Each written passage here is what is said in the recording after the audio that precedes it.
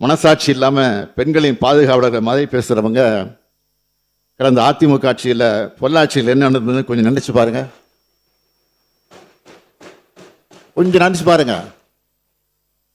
பொள்ளாச்சியில் நடந்தது ஒரு பெண் சம்மந்தப்பட்ட பாலியல் குற்றம் இல்லை, தொடர்ச்சியாக பல பெண்களுக்கு பாலியல் வன்கொடுமை 2 வருஷமா நடந்திருக்கு.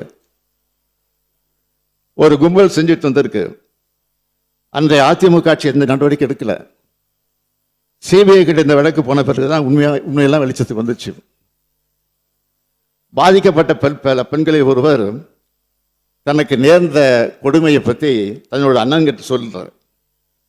பிரச்சனைக்குரிய 4 பேரையும் அவரே பிடிச்சு கொண்டு வந்து பொள்ளாச்சி டவுன் காவல் நிலையத்தை ஒப்படைக்கிறார்.